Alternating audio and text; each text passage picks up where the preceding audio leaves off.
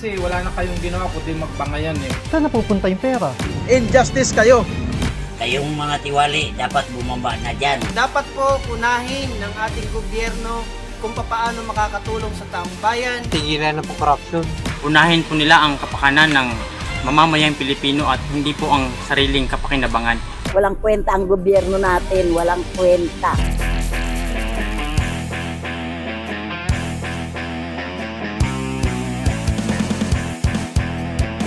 Ang ganti ng taong bayan laban sa kasinungalingan. Hindi ako Pangulo. How can I be the mastermind? Gamit ng administrasyon ang buong resources ng bansa.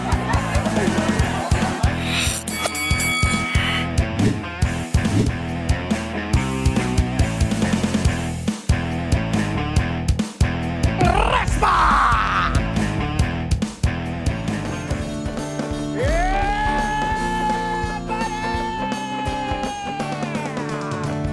This is Attorney Harold Respi Show. And this is Resback, baby! Ang ganti ng taong bayan laban sa kasinungalingan! Yeah!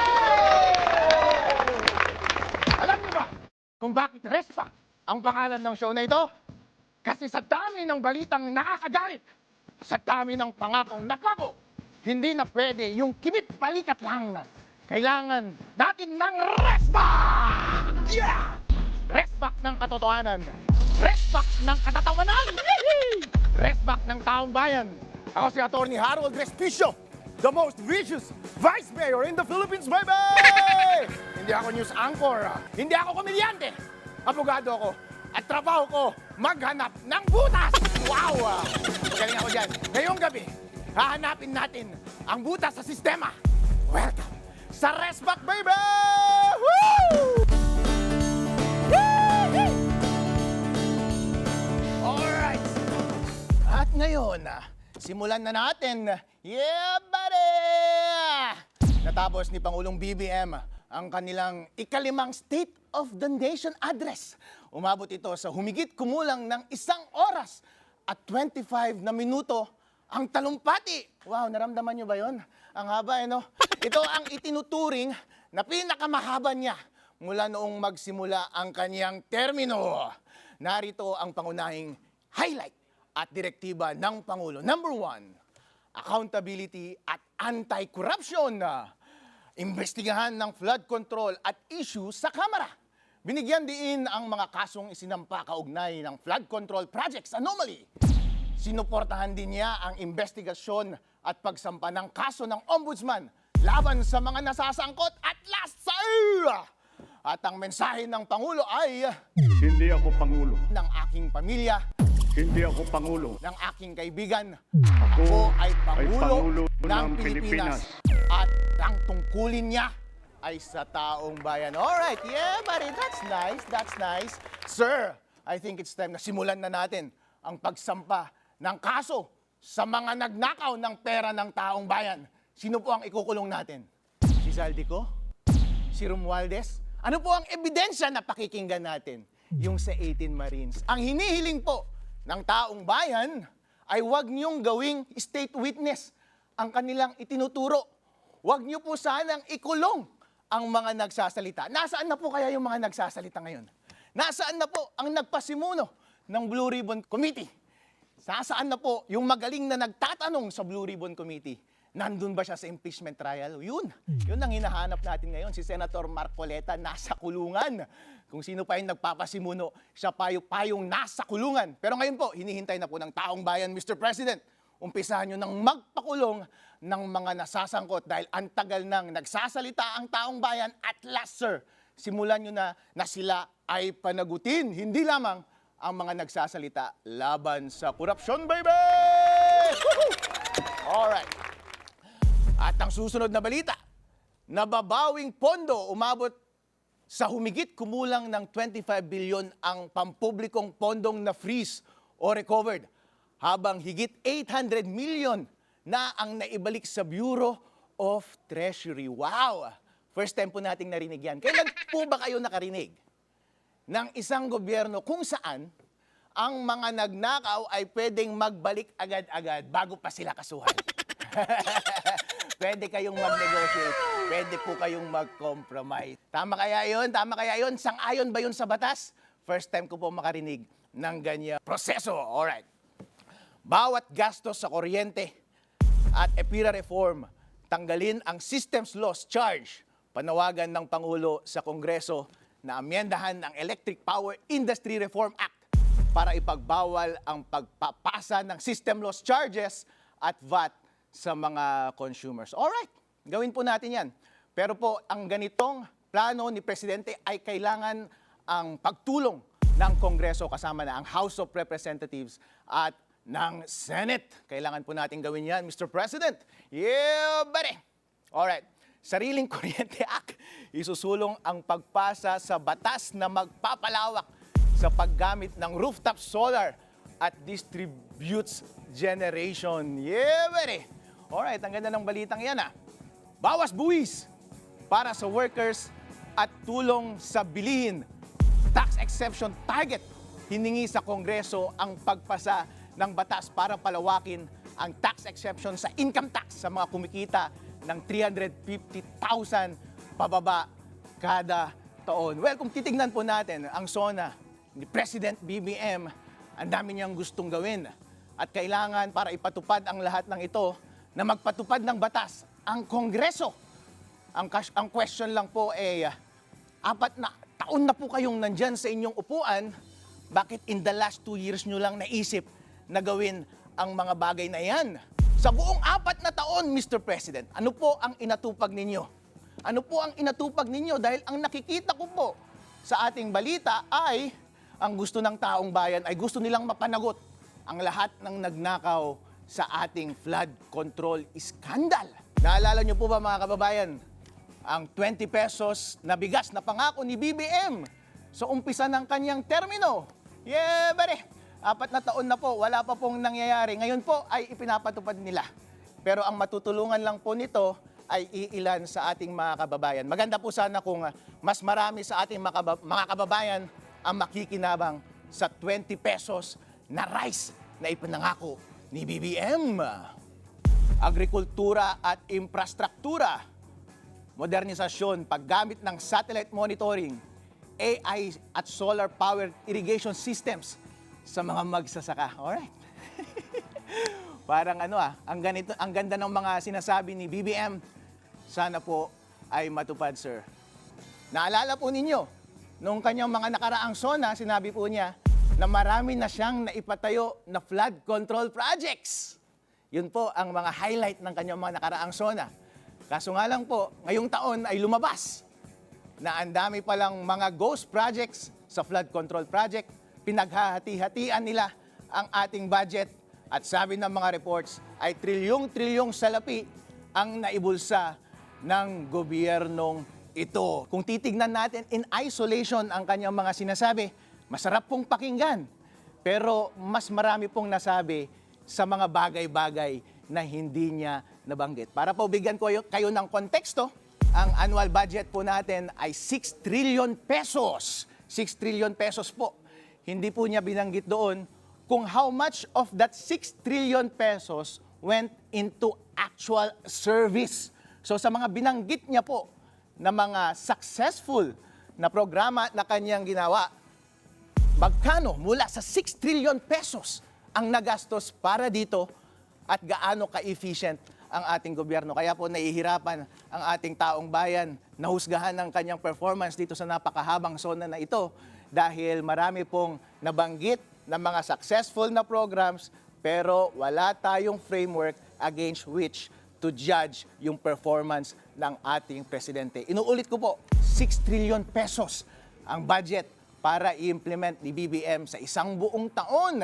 And kung i-divide natin sa more than 100 million na citizens ng ating bansa, that is around 60,000 pesos na gastos para sa bawat Pilipino. Ang tanong po sa mga Pilipino ngayon, naramdaman nyo ba ang 60,000 pesos worth of service mula kay BBM, baby? Nakita nyo po ba yung mga infrastrukturang ipinangako? Nakita nyo po ba yung mga bagong daanan? Nakita nyo ba yung mga bagong communication facilities? O ang nakita nyo lamang ay yung mga report na hindi naging successful na flood control project? Yun po ang tanong ng taong bayan. Alright, let's go to break, baby! Kape-kape muna tayo. Kailangan ko munang mag-recharge. Re-rest back tayo muli mamaya. Ito po ang kasama ninyo, Attorney Harold Respi Show!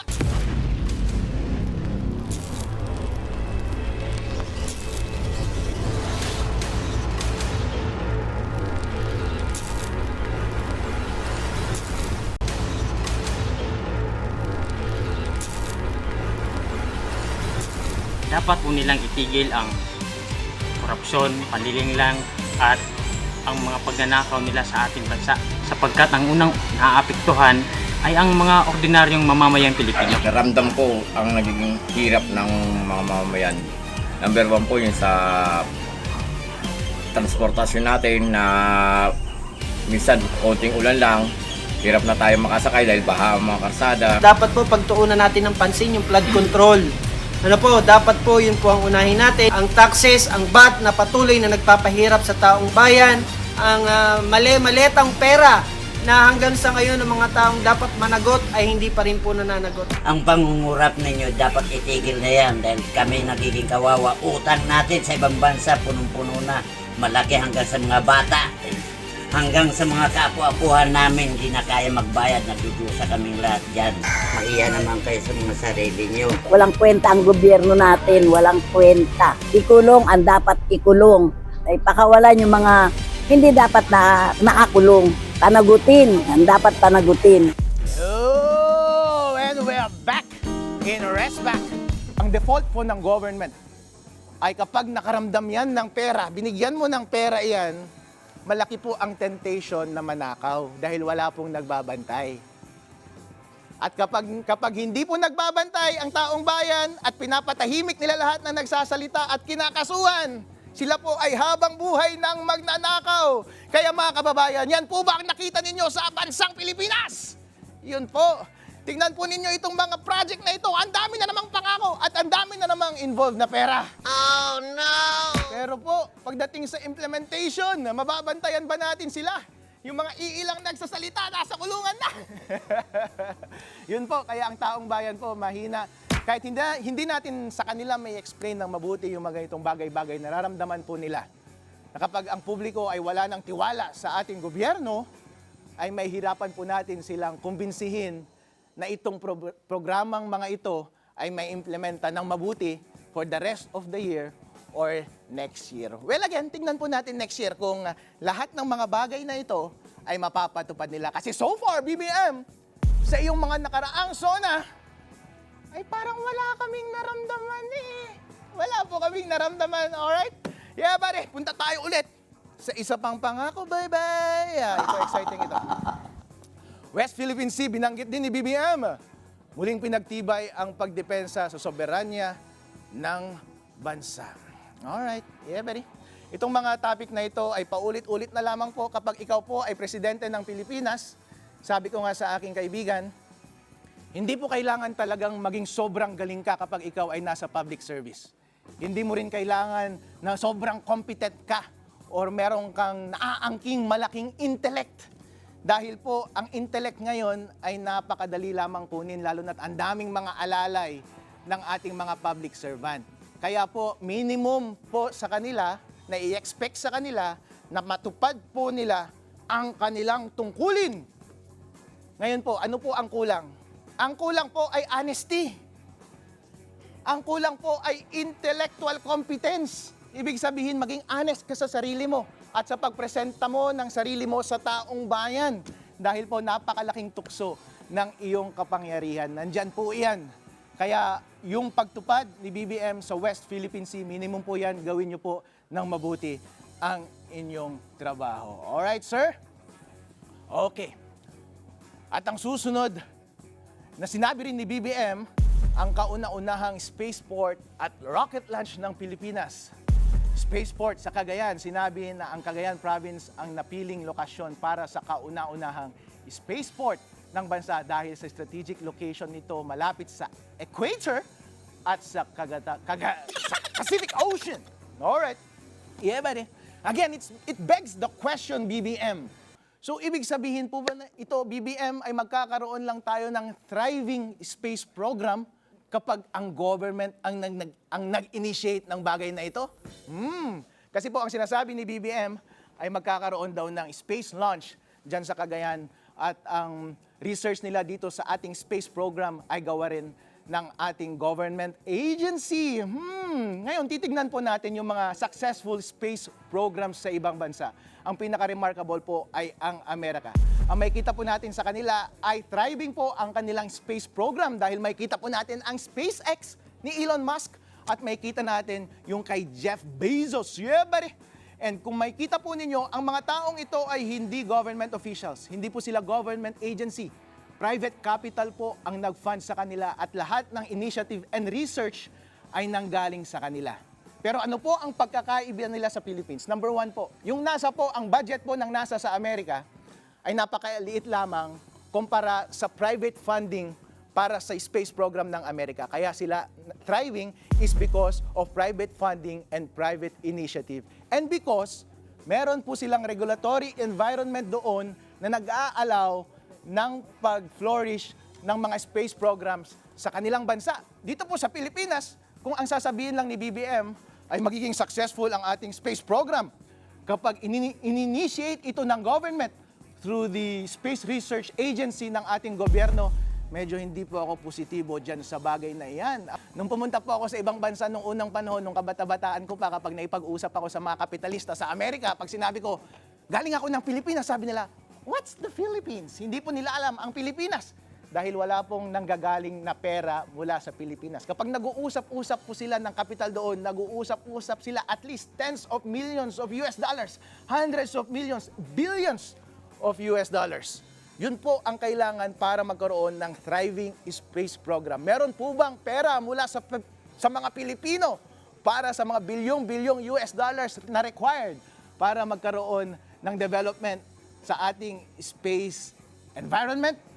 I don't think so po. Kaya BBM, kung gusto po nyo po na maging successful ang ating space program, buksan nyo po ang investment environment, ang regulatory environment para sa foreign capital na pumasok sa Pilipinas at pabayaan nyo silang mag-research dito, magtayo ng mga kumpanya dito, na mag-hire ng mga matatalinong utak mula sa ibang bansa at ilagay nila sa ating bansa. Yun po, magkakaroon po tayo ng space program dito. Wag po kayong mag-alala na maaagaw nila ang trabaho mula sa mga Pilipino dahil I don't think na merong sufficient intellect or competence ang ating mga Pilipino pagdating sa rocket science. Alright? Bottom line, BBM, pagdating sa iyong rocket, libre lang pong mangarap. Gawin natin yan, gawin nating thriving yan.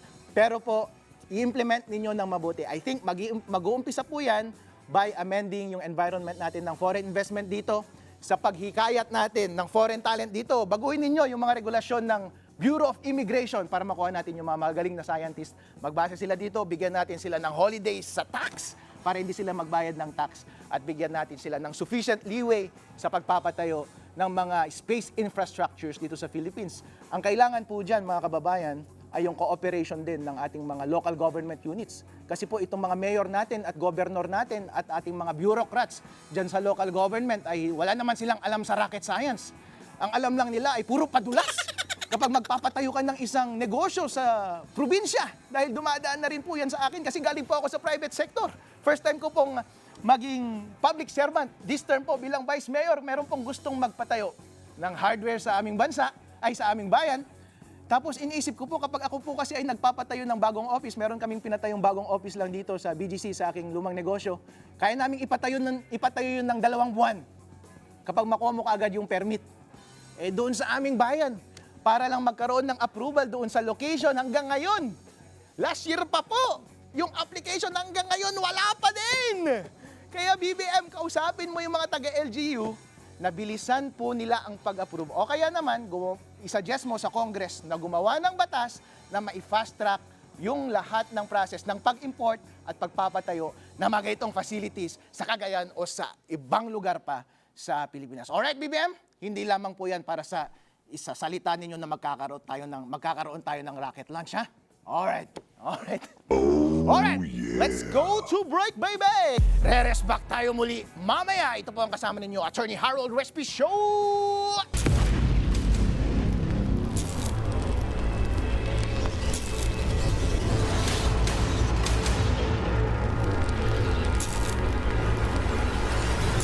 Kami mga manggagawang Pilipino, nagpapakahirap kaming magtrabaho.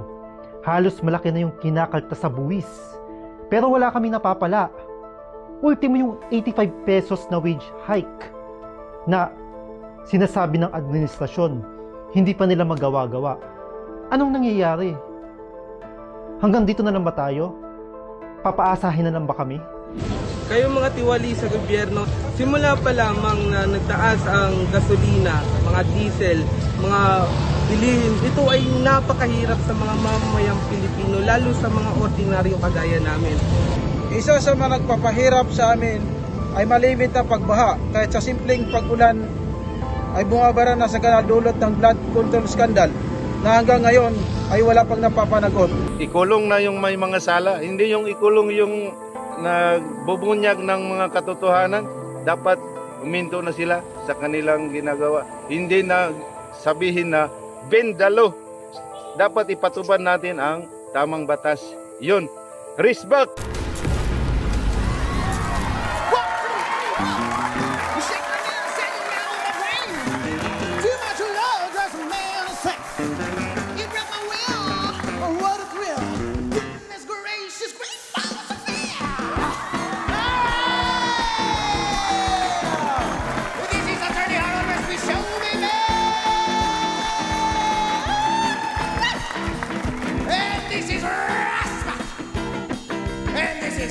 The 1006 Band!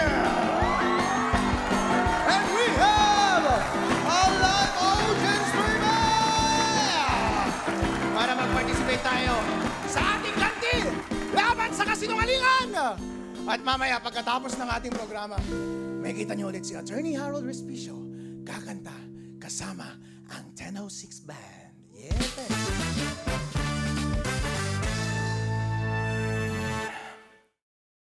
All right. Well, back, folks. 1006 Band. Nice one. Nice one. All right. Be prepared, folks. And we'll rock later. Okay, magbalik po tayo sa mga pangyayari sa ating bansa noong nakaraang linggo at ang komento ni Attorney Harold Respicio tungkol sa mga bagay na yan kasama ng ating taong bayan. Ang kasama natin sa Pakihiganti para sa katotohanan. Ito po ang Respa kasama si Attorney Harold Respicio. Ang balita po, nagbigay ng pahintulot ang Malacanang sa Bureau of Internal Revenue o BIR upang isumite at ilabas ang mga tax record ni na Vice President Sara Duterte at Attorney Mans Carpio kaugnay ng patuloy na impeachment trial sa Senado. Alright, mga kababayan, isa yan sa isang bagay na ating ipinaglalaban sa impeachment trial na sana ay hindi nila ilabas. Pero inilabas po ng Senate. Yung mga ganyang bagay po, kailangan po talaga nating tanggapin ng mga ganyang bagay. At kailangan nating lumaban as the enemy wins sa kada aspeto ng mga laban na ito. Pero po, tignan po natin, ilalabas po nila ang tax returns ni VP Sara Duterte. I-reveal all po nila.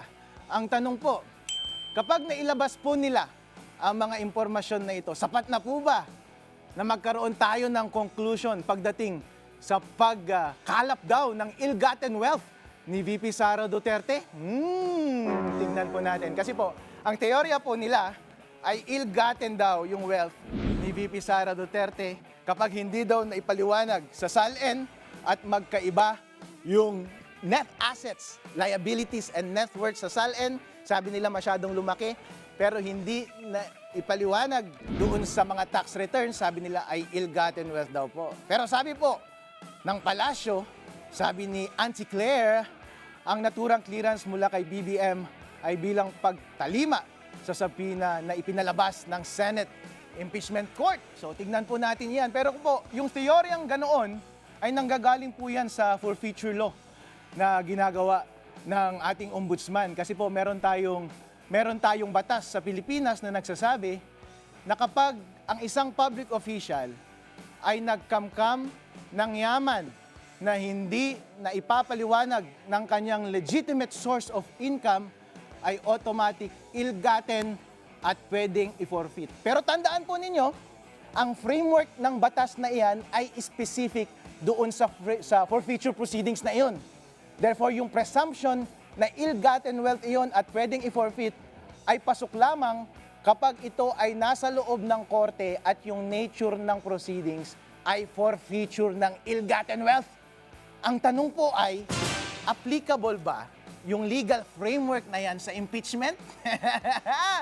Ito pong ating mga prosecutor ay mahilig po silang mag-extend ng mga legal framework papunta sa impeachment kasi po napaka-creative ng mga taong ito. Sabi nga nila, sa sobrang creative ay nagke-create na lamang ng istorya at ng ebidensya. Tingnan po natin, ang akin pong submission ay kapag impeachment court yan at hindi forfeiture proceedings, hindi po nag-a-apply yung forfeiture law, yung presumption ng forfeiture law na kapag hindi po magkatapat or hindi na ipaliwanag ng legitimate sources of income yung pagkakaiba ng yaman, ay automatic ill-gotten wealth na po yun. I don't think na mag-apply po yan sa impeachment proceedings. Pero sabi po nila, under po yan ng betrayal of public trust. Sabi po nila, ang betrayal of public trust daw po ay catch-all provision na kapag hindi siya pasok sa ibang grounds ng impeachment, dun mo daw dapat ipapaliwanag. I think po ay masyadong kabulastugan yung interpretasyon na iyon dahil po ang ating saligang batas ay nag-set po sila ng definite na grounds for impeachment. Therefore, yung mga grounds for impeachment po ay dapat maliwanag at magkakaparehong uri po dapat sila para po ma-justify ang pag-impeach ng isang impeachable official. Hindi po porket hindi nabanggit doon, ay ipipilit mo na lamang sa betrayal of public trust at kapag pasok na, pwede nang ma-impeach. Dahil kung ganun po sana ang intensyon ng ating saligang batas, edi ganun po sana ang pagkasabi niya. Sabi po sana ng ating saligang batas, basta meron kang nagawang pagkakamali na hindi pumasok dito sa ibang grounds, ipasok mo sa betrayal of public trust. Mali po. Mali po yung ganong interpretasyon. Ngayon po, ang appeal ko po sa prosecution ay kung betrayal of public trust po ang framework by which gusto niyong ma-impeach si VP Sara Duterte, huwag niyo lamang ipakita na nagbago ang kanyang yaman at hindi maipaliwanag ng tax returns dahil hindi po applicable yung presumption na yun. Dapat po ay i-marry ninyo, ipag-fit po ninyo doon sa betrayal of public trust doctrine. Ibig sabihin po niyan, simply ay merong tiwala ang taong bayan na ibinigay sa kanya, pero kanya po itong pinagtaksilan. Ngayon po, kapag doon po sa proceedings na yon, maipakita nga nila na malaki, na walang pagbabago sa SALN, tapos nakita nila na hindi na ipaliwanag ng tax returns ang mga pagbabago sa SALN, dapat po bang magkaroon tayo ng malicious na presumption na ninakaw yung pera na iyon? Alright?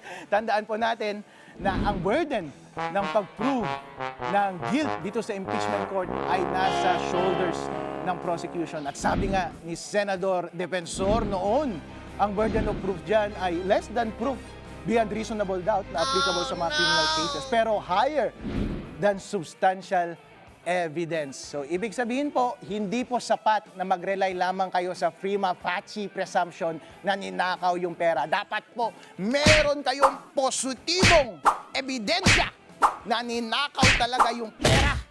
Hindi lamang na idineduce ninyo ang inyong malicious na pagtingin or interpretasyon base lamang sa SALN at tax returns. Kung beyond SALN, beyond tax returns, wala na kayong may pakitang ebidensya, I don't think may impute ninyo ang masamang gawain kay VP Sara Duterte kung wala kayong positibong ebidensya laban sa kanya. Dahil tandaan po natin, ang nature po ng impeachment proceedings ay mabigat. Yung mga grounds po na linay-out sa ating konstitusyon ay mabibigat. Kaya nga po nakalagay dyan, graft and corruptions, plunder, other high crimes, mabibigat po itong mga bagay-bagay na ito. Kaya po, ang onus po sa prosecution ay patunayan din ng mabigat na kanya talagang binetray ang tiwala ng taong bayan. Sabi po ni Auntie Claire, binigyan na ng go signal ni Ferdinand Marcos ang paglabas ng ITR ni VP Sara Duterte. Abangan po natin yan. Mas maganda po ang ating diskusyon pagdating sa mga susunod na linggo. Kapag napag-discuss na po nila ang mga tax returns na yan at makikita na natin kung meron ba talaga silang positibong ebidensya na sabihin na nagnakaw talaga ng pera si VP Sara Duterte mula sa kaban ng bayan. Pero bago po ang lahat, mas magandang pag-usapan natin ngayon yung inilabas nilang dalawang witness ngayong linggo na ito na sinasabi na nag-withdraw daw ng malaking pera ang mga representatives ni VP Sara Duterte mula sa Land Bank.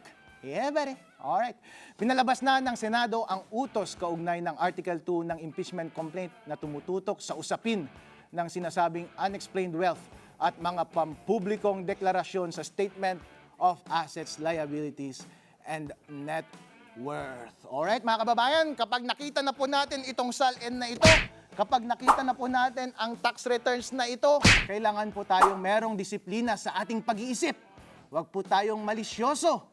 Dapat po merong positibong ebidensya na nagsasabi na meron talagang ginawang masama ang ini-impeach na opisyal na yan bago tayo gumawa ng konklusyon na dapat siyang impeach. Lalo na po dahil napakabigat ang ating ini-impeach na opisyal ngayon, pangalawang executive officer sa ating bansa.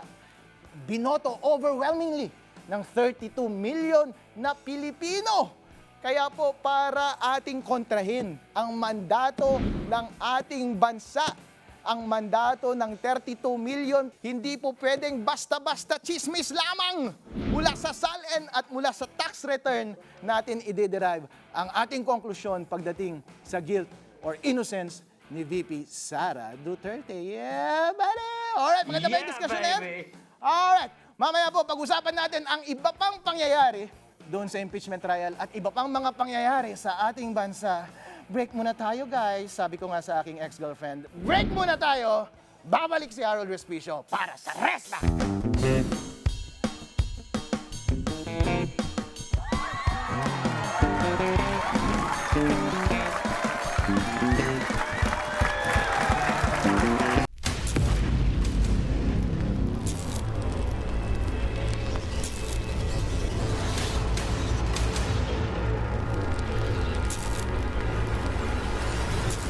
The evidence will reveal a pattern, a systemic course of conduct that, taken as a whole, demonstrates graft and corruption Your Honors, and betrayal of public trust. with the permission of the Honorable De Lima, yes, Counsel for Your Honors, Respondent. again, Your Honors, I think we have to object. So I was listening intently in the beginning. It was okay, Honorable De Lima, but later on, you did make conclusions of law already, which the chair orders to be stricken from the record.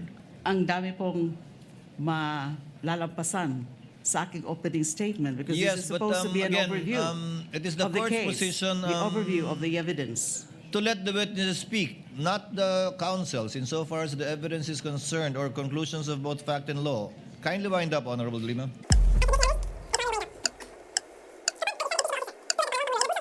Hindi lang mga simpleng irregularidad ang nangyari. Objection, Your Honor. Malinaw Again, ito. objection, Your Honor. Honorable De Lima, I would have to Ang stop This you. is out of I would line. have to stop you at this point. The continuing objection of the respondent is duly noted.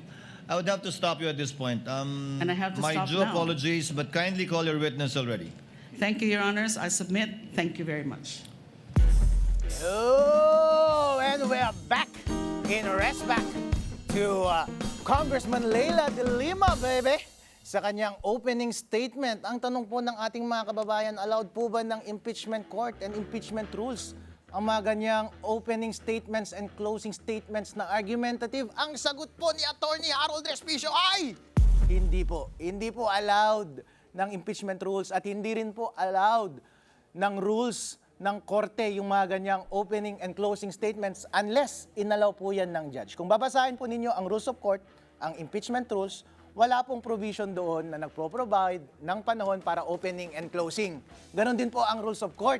Ngayon po, by tradition, bilang isang abogado na nag-practice ng napakaraming taon, kapag pagbibigyan ka lang ng husgado na gumawa ng opening and closing, doon ka lamang magsasalita ng argumentative. Ibig sabihin ng argumentative, conclusion of law and conclusion of fact. At yan ay nangyayari before ng presentation ng evidence in chief ng prosecution at ng depensa at pagkatapos ng lahat ng ebidensya. Ibig sabihin, opening po yan sa pinakaumpisa at closing sa pinakadulo. Pero kapag hindi po sinabi ng presiding officer yung opening and closing, huwag po kayong mag-argument doon sa loob ng impeachment court. Dahil tandaan po natin, trial po ito ng facts. Ibig sabihin, ang lahat po ng issue ay nandun na po sa articles of impeachment. nagkaroon na po ng pre-trial. Nasagot na rin po. Lahat po ng issue ay nagkatugma-tugma na. Hindi na po tayo nag-uusap kung anong batas ang applicable at ano ang nilabag na batas. Ang atin lang tinatry ngayon ay yung evidentiary facts, yung patutunayan mo lang base sa teorya ng iyong case. Ngayon po, may intindihan ba ng taong bayan? Pag base po sa rules lamang, hindi talaga maintindihan ng taong bayan yun. Kasi nga po, ang gagawin po ng husgado dyan, ang mga husgado natin ay mga senador. Babasahin lang nila yung complaint, answer, pre-trial, and then titignan lang nila yung issue, evidentiary issues, tapos dapat tatanungin lang dapat yung testimonya, yung nagte-testify, yung witness ng kanyang sagot base sa factual questions. Hindi po pwede ang conclusions of fact. Hindi po pwede ang conclusions of law. Hindi po sinabi na ninakaw niya yung pera. Hindi po pwedeng sabihin yun. Hindi po pwedeng sabihin na dinabag niya ang ganitong batas. Hindi po pwedeng sabihin yun. Kasi po, obviously, ang ginagawa po nila ng prosecution ngayon ay gusto nilang mag-appeal sa sentiment ng publiko. Kaso nga po, hindi naman po yun yung pinoprovide ng rules. Ang inspirasyon po yata ng ating prosecution ay yung mga sine na mula sa Hollywood, kung saan nakikita nila ng mga abogado ay dramatically nag-argue ng kanilang case doon sa jury. Dahil po yun, sa kanilang rules ay provided po iyon. Dahil po ang jury, ang mga miyembro nun ay mga ordinaryong tao lamang. Kaya kailangan mong i-explain sa kanila yung teorya ng case mo, pwede kang mag-conclude ng law and fact. Pero po, dito sa framework ng impeachment trial, hindi po ganon dahil naka-layout na po dapat sa complaint, sa answer, sa pre-trial order, lahat ng issues at dapat ang gagawin lang natin ay tawagin natin yung witness. Wala na dapat opening, ang sasabihin na lang dapat, Your Honor, I call on our next witness. Sasabihin niya yung pangalan ng witness and then sasabihin niya yung purpose ng kanyang testimony. Dapat nga po, hindi na sobrang haba yung purpose nila. Sasabihin pa, dahil na papatunayan po namin na manager siya ng ganitong bangko, papatunayan po namin na nag-withdraw sa itong araw na ito. Hindi po, dapat ang patunayan lang ninyo ay ang inyong ultimate facts. Ultimate facts. Ano yung ultimate na papatunayan mo base sa iilang mga questions na tatanungin mo sa witness? Yun lang dapat. Usually, kapag nagpe-present ka ng purpose, bago mo i-presenta ang iyong witness, aray ko, bago mo i-presenta ang iyong witness, ang sasabihin mo lang yung ultimate fact na papatunayan ng mga evidentiary facts na ipepresenta ng testimonya ng witness at ng kanyang ipepresenta na document. Kaya, Madam De Lima, huwag ka nang mag-opening dyan, huwag ka nang mag-argue dahil nadadala nyo po ang sentimento ng publiko, pero ang publiko po ay hindi sila ang huhusga pagdating sa uli. Ang mga senador po. At magtiwala po kayo na napag-aralan nila yung pre-trial order at nandito lang tayo sa evidentiary settlement ng kanilang mga testimony. Alright? Okay. Hinga muna tayo saglit, alright? Diyan lang kayo mga karesba kagad. Huwag bibitaw dahil marami pa tayong kinakapitan.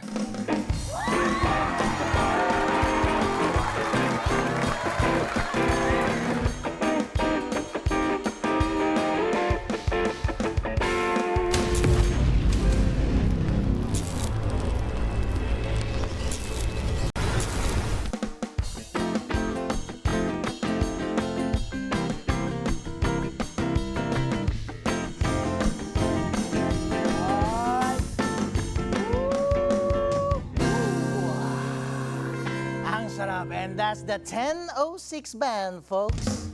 Yeah! And mamaya magkakaroon tayo ng jamming later pagkatapos ng ating show, baby! And before that, naglabas ng TRO ang korte para sa 85 NCR minimum wage hike. At yun po ay inilabas ng Pasig City Regional Trial Court para pansamantalang pigilan ang pagpapatupad ng Wage Order Number NCR 27. Epektibo ang TRO hanggang August 13, 2026 habang dinidinig ang petisyon. Inihain ito ng dalawang construction firms, Redicon Trading and Construction Corp at R2 Builders Incorporated dahil sa usapin kung naisaalang-alang ba ng maayos ang kakayahan ng mga employer na magbayad. Sabi ni Labor Secretary Francis Tolentino na ikinalulungkot niya ang desisyon para sa mga manggagawa ngunit igagalang at susundin ng DOLE ang utos ng hukuman. Dahil sa TRO, pansamantalang nabinbin ang pagpapatupad ng wage increase habang nililitis ang kaso. Attorney Harold Respicio, nakarinig ka na ba ng TRO para pigilan ang wage increase? Well, hindi siguro ako masyadong nanonood ng TV, pero first time ko pong makakita ng TRO ng wage increase. Kasi po, sa ating rules of court, magti-TRO ka lamang kapag meron kang parang immediate ba or impending na damage na mararamdaman or meron kang right na fundamental na masasuffer ng ganitong pagpapatupad ng wage increase hike. Usually, yung mga subject po ng TRO kapag fundamental rights po ang involved hindi commercial rights kung saan involved ang pera. And by the way, ang sinasabi ng mga petitioner na hindi daw ikinonsidera ng board ang kanilang kakayahang magbayad, well sir, that is something na political po. Hindi po yan legal na tanong. Ang ating pong husgado ay hindi po sumasagot ng mga political na question. Sumasagot lamang po sila ng mga legal na question. Yung nasa batas po, kung saan ginawa nila ang board na magpatupad ng increase sa sahod, ang kanilang pong pagdedesisyon, ang kanilang process, ang kanilang pagkakalap ng information, anong impormasyon ang kanilang ikokonsidera para sa kanilang pagtatalaga ng pagtaas ng sweldo, yan po ay political question. Sana po hindi yan itinatanong dyan sa husgado. Kaya nga po, iniisip ng marami na itong mga construction firm na ito ay napakarami rin naman kasing mga laborer. Kung pag-iisipan natin ang bagay na ito from a higher perspective, karapatan ba ng gobyerno na i-regulate ang sweldo ng taong bayan? Sabi nga nila, taasan daw nila ang sweldo ng bawat manggagawa. Pero saan mo kukunin yan? Sa pera rin naman ng kumpanya. Yung pera ng kumpanya, halimbawa, meron siyang fixed na pera. Kapag mataas po ang isasaad mo na minimum wage ng iyong mga tauhan, dadamihan mo ba ang iyong empleyado o kokontihan mo? Kokontihan mo po. Dahil yun lamang ang budget mo. Pero kapag bababaan mo po, mas marami kang mahahire na tao. Kaya meron pong policy na sinasabi na porket nagkakaroon ng wage increase ay gumaganda ang kabuhayan or standard of living ng mga Pilipino, hindi po. Dahil po, sa kada pagtaas ninyo ng minimum wage, ay merong mga Pilipino na hindi tuloy na hire at sila, ang minimum wage nila ay 0. Pero kapag hindi mo tinaas ang minimum wage, mababa, mas marami pong ma-hire, kung baga, maraming magkakaroon ng trabaho. Kung baga, pagdating sa economics, hindi lang natin titignan ang mga trabahador na employed in isolation. Tapos titignan natin yung change ng kanilang standard of living. Tignan rin po natin yung the rest ng labor market, ilan ang nawalan ng trabaho because of the opportunity cost at ilan ang nabigyan sana ng trabaho kapag hindi mo itinaas ang minimum wage. Sabi nga po nila, kapag ikaw ay policy maker dito sa national level, hindi mo titignan yung interest ng iilan, yung special interest ng special sectors. Ang titignan mo po ay yung overall interest ng lahat ng taong bayan sa Pilipinas. Yeah, buddy! Woohoo! Yeah, baby! Papasok na po tayo sa final 2 years ng administrasyong ito. Maraming pangako na ang binitawan, pero napako lamang! Ako ay Pangulo ng Pilipinas at ang tungkulin ko ay sa inyo, ang aking mga kapwa Pilipino. Puro satsat! baby! Puro satsat! 06! Yeah! Kung tunay kayong para sa Pilipino, protektahan nyo dapat ang katotohanan. Dahil kung hindi, humanda kayo. Dahil re-respect ang taong bayan. Kasama ng the most vicious politicians of Philippines, Vice Mayor, Attorney Harold Respicio! Yeah! Woo! Tandaan ninyo mga kababayan, ang batas ay para protektahan tayo. Ang media ay para imulat tayo. At ang RESPAC, nandito para hindi tayo basta manahimik. Kita-kita tayo ulit next week. Same time, same channel. Ako si Attorney Harold Respicio. Mabuhay ang tunay na malayang Pilipino, baby!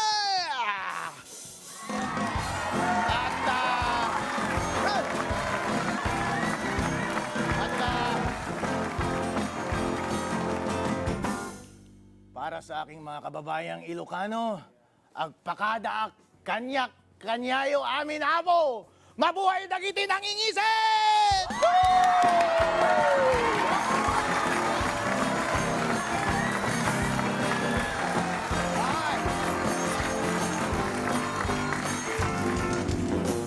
One, two, three, four. You shake my nerves and you rattle my brain. You broke my will. What is will? Goodness gracious, great balls of fire. Your little love and I thought it was funny. You came along and moved me, honey. You changed my mind, but love is blind. Goodness gracious, great balls of fire. Kiss me, baby. Oh, I feel good. Hold me, baby. I wanna love you like a lover should. So fine, your kind. I wanna tell this world like you're mine. I take my loves and I twiddle my thumbs. I'm real lost, but it sure is fun. Come, baby, drive me crazy.